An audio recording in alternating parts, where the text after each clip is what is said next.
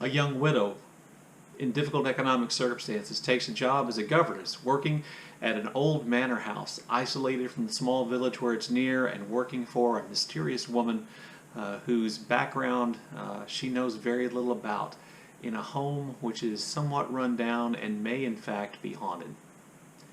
If you think that sounds like a setup for a Victorian novel you've read before, you'd probably be right. If you think you know what's going to happen in The Secrets of Hartwood Hall, Katie Lumsden's debut novel, you'd probably be wrong. Hello and welcome back to Bookish, and welcome to my review of The Secrets of Hartwood Hall, Katie Lumsden, BookTube's own Katie Lumsden's debut Victorian Gothic mystery novel. I was really excited when I was given the opportunity to get an advance copy of the novel and review it. Katie is certainly someone who I have followed for a long time here on BookTube. In fact, I think her channel is one of the first that I followed. She and I have had a few interactions, and I've always found her to be delightful and her videos to be great, and so I really was looking forward to a chance to get to read her book and review it. So The Secrets of Hartwood Hall focuses on a character named Margaret Lennox. Margaret Lennox, as I said in the beginning, was recently widowed, and she's taken a job working at Hartwood Hall for a woman named Mrs. Eversham. And Mrs. Eversham has a son named Louis, who's about 10 years old, who is going to be Margaret Lennox's charge. She journeys to Hartwood Hall in the middle of a dark, rainy night. She arrives after dark, and she spends her first night there without having much interaction with people who live there. When she wakes up in the morning, goes to breakfast, she's introduced again. She's introduced to Louis, she's introduced to Mrs. Eversham, her employer, and she finds out over the course of that day about the other people who live at Hartwood Hall. There's a taciturn housekeeper, there is a friendly but very reserved butler, there is a scheming housemaid, there is an overworked cook, and her flighty and oftentimes fearful kitchen assistant, and there's a young, handsome gardener named Paul. And all these people make up the population of Hartwood Hall. But she also learns some other things about Hartwood Hall. Part of the house is off limits to her. The east wing is closed and she's forbidden to go there. She learns from her interaction with the villagers and some of the other people in the house that many people in the village believe the home to be haunted, including the kitchen maid or the kitchen assistant, and that lots of people in the village think that Mrs. Eversham is involved in some kind of occult activity. And so the place has a bad reputation, and throughout the novel then, Margaret is going to struggle. Margaret's rational mind is going to struggle against these strange occurrences which seem to be designed to convince her that Hartwood Hall is in fact haunted. So that is, I think, a brilliant setup for this kind of Victorian Gothic mystery novel. The characters are engaging, they're fully realized, I think, for the most part, and the story itself is intricate and interesting.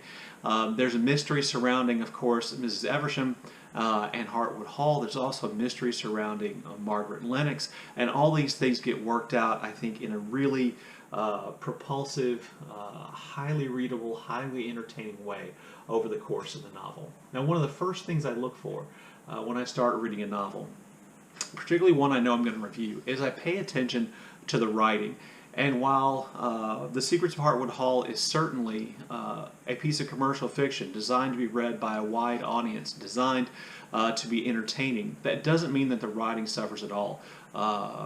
Katie's writing is excellent, and it's not just that the writing is excellent, she does a great job of writing the novel in the style of a Victorian novelist. So I thought I'd read you an example of that to give you some kind of a feel for how that works out. Now, you can open the book to literally almost any point and find what I think is an example of Katie's excellent writing and her writing in the style of Victorian novelist. I just kind of chose this one at random.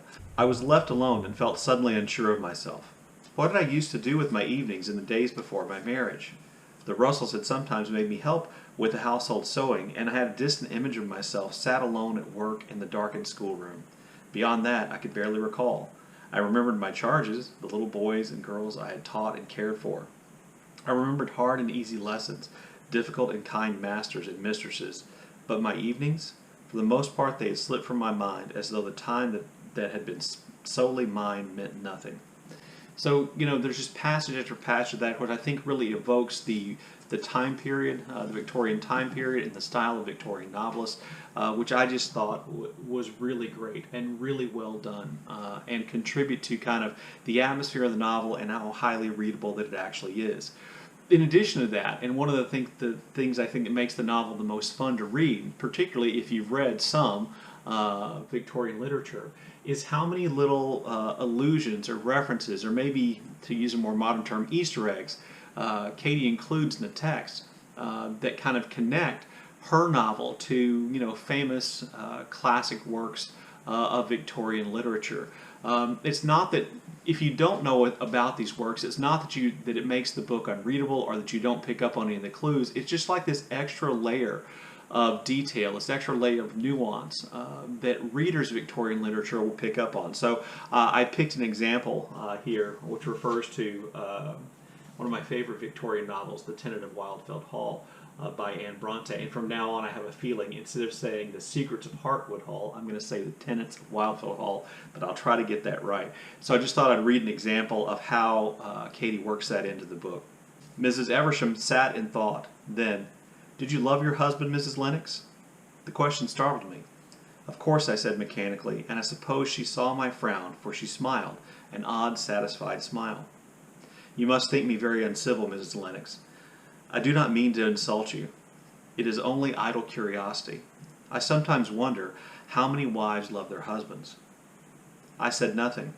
I thought of my parents, the easy way they had always had with each other when I was a girl, and of the pure admiration with which Mrs. Welling had regarded her husband on Sunday. I had seen it, that kind of happiness, but somehow it had always passed me by. I wondered if it had passed Mrs. Eversham by, too. There was a pause. She glanced down at her book. "Louis's father has been dead for some time, I gather." It was almost a dangerous thing to say. She must have known that I meant to ask her about her own marriage, to judge if she had loved her husband any more than I had mine. But if she was surprised or offended by the question, she did not show it. She only said, "Yes, a long time." Then she got to her feet, placing The Tenant of Wildfeld Hall on the sideboard. I'd better retire to bed. She raised her candle, smiled that unreadable smile of hers, and then turned and left the room. So I think that's a great example of how Katie works in these references and allusions to classic works of Victorian literature into her own book in ways that are not jarring and not ways that don't take you out of the book, but in ways which I really think enhance the reading experience itself. Not only does Hartwood Hall have a dark reputation, but it's described in kind of classic Gothic terms. It's a somewhat dilapidated house. The weather at Hartwood Hall always seems to be just damp enough to make the ground muddy all the time. Part of the house is clearly kind of falling apart. It is isolated from literally the rest of the world. To get to Hartwood Hall, you have to go down this really narrow lane that goes to this incredibly dark and thick, mysterious kind of woods, so that when you emerge on the other side, you literally feel cut off from the rest of the world, which, by the way, adds to the kind of the closed room mystery aspect of the book. So the setting is great. All the characters I think, are rendered in ways which makes them believable and makes them memorable. From Mrs. Eversham and her ways, to Louis the little boy and the mysteries surrounding him, to Paul the gardener and what secrets he may not be hiding, to Nancy the scheming housemaid, what she may be up to. All these characters are, I think, in lots of ways fully realized, which it really makes reading the novel an enriching experience. I think something that sometimes is missing from lots of commercial fiction. So all this great setup is in service to an incredibly multifaceted mystery, which is resolved in the end, and I think a brilliant and surprising way. As I said in the beginning, if you think you know what's going to happen in this novel, I can almost promise you're going to be surprised by some of the revelations as they come, and they come spaced out perfectly. There are multiple reasons for tension and kind of thrillerish moments and kind of spooky moments woven through The Secrets of Hartwood Hall. And they all kind of lead, and all those mysteries and all those things are resolved in really brilliant and surprising, perhaps somewhat shocking ways in the end. And this, I think, is one of the great strengths of the novel. It works as this kind of thriller. It works as a page turner, as a book you want to read, as a book that's difficult to put down, as a book you want to pick up and get back to because you want to know what happened. You want to know, what the mystery is. You want to have it all, kind of resolved. And as I said, it's resolved really beautifully. So there's so many things about the book that I think are great. The writing, the setup, the characters, the pacing, the way it propels you forward, the desire to read and find out all these mysteries. But one of the things I think is the greatest things about the book, one of the things that impressed me the most about the book, was the confidence with which Katie intentionally references, alludes to, brings in elements, reminds you of those classic works of Victorian literature. If you've watched Katie's channel, you know how much Victorian literature she reads and how much she understands and knows, but to have the confidence to make your first book a book in which you are connecting it thematically and story-wise and incident-wise to all these other really famous books, I think is really remarkable. The danger she ran, I believe, in writing it was that people would think she just copied a little bit here, a little bit there, and put it all together and made a book. That's not the case at all. She uses her knowledge of Victorian literature to enrich her own text, to give depth and nuance to her own story in ways which I think really just brilliant. So, this is a page turner. It is a mystery. It is a story that you want to get to the end and read. And I think Katie's done just a great job with the book, and I really enjoyed reading it. I'll leave a link to Katie's channel down below so you can find out how to order a copy ahead of time, pre-sale copy of the book, and get your hands on one. I certainly wish Katie all the best success, and I think she's written a really great first novel. Anyway, there you go. There's my review of The Secrets of Hartwood Hall. Look forward to your comments in the comment section below, and as always, thank you for watching.